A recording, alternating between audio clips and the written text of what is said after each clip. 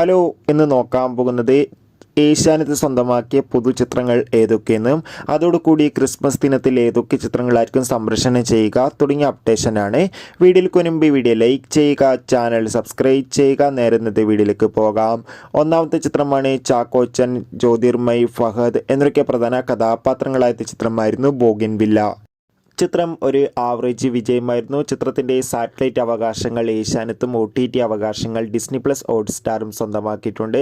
ചിത്രം ഉടൻ തന്നെ നമുക്ക് ഏഷ്യാനെറ്റിലൂടെ ആസ്വദിക്കാൻ വേണ്ടി സാധിക്കുന്നതായിരിക്കും. കാത്തിരിക്കാം. പൃഥ്വിരാജ്, അമല പോൾ എന്നൊക്കെ പ്രധാന കഥാപാത്രങ്ങളായെത്തിയ ആടുജീവിതം എന്ന ചിത്രത്തിൻ്റെ സാറ്റലൈറ്റ് അവകാശങ്ങൾ ഏഷ്യാനെറ്റ് സ്വന്തമാക്കിയിട്ടുണ്ട്. ചിത്രം ക്രിസ്മസ് സ്പെഷ്യലായി ഏഷ്യാനെറ്റിലൂടെ സംപ്രേഷണം ചെയ്യുമെന്നാണ് റിപ്പോർട്ടുകൾ സൂചിപ്പിക്കുന്നത്. കോട്ടയം നസീർ, ജോമോൻ ജ്യോതിറി, ഷിജോ സണ്ണി എന്നൊക്കെ പ്രധാന കഥാപാത്രങ്ങളായ ചിത്രമായിരുന്നു വാഴ. ചിത്രം മികച്ചൊരു വിജയമായിരുന്നു. ചിത്രം ഡിസ്നി പ്ലസ് ഹോട്ട്സ്റ്റാറിലൂടെ ലഭ്യമാണ്. ചിത്രം ഈ വരുന്ന ഡിസംബർ മാസം ക്രിസ്മസ് സ്പെഷ്യലായി ഏഷ്യാനെറ്റിലൂടെ സംപ്രേഷണം ചെയ്യുമെന്നാണ് റിപ്പോർട്ടുകൾ സൂചിപ്പിക്കുന്നത്. ഷെയ്ം നിഗം, മഹിമ നമ്പ്യാർ, ബാബുരാജ് എന്നൊക്കെ പ്രധാന കഥാപാത്രങ്ങളായ ചിത്രമായിരുന്നു ലിറ്റിൽ ആർട്സ്. ചിത്രം ആമസോൺ പ്രൈം വീഡിയോസിലൂടെ OTT റിലീസ് ചെയ്തിരിക്കുകയാണ്. ചിത്രത്തിൻ്റെ സാറ്റലൈറ്റ് അവകാശങ്ങൾ ഏഷ്യാനെറ്റ് സ്വന്തമാക്കിയെന്നും ചിത്രം ഉടൻ തന്നെ ഏഷ്യാനെറ്റിലൂടെ സംപ്രേഷണം ചെയ്യുമെന്നാണ് റിപ്പോർട്ടുകൾ സൂചിപ്പിക്കുന്നത്.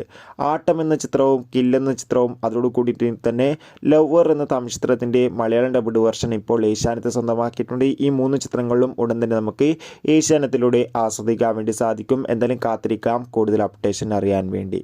ആസിഫ് അലി, അപർണ ബാലമുരളി, വിജയരാഘവൻ എന്നൊക്കെ പ്രധാന കഥാപാത്രങ്ങളായ ചിത്രമായിരുന്നു കിഷ്കിന്ധകാണ്ഡം. അതോടുകൂടി തന്നെ ടൊവിനോ തോമസ് നായകനെത്തിയ ചിത്രമായിരുന്നു അജയൻ്റെ രണ്ടാം മോഷണം.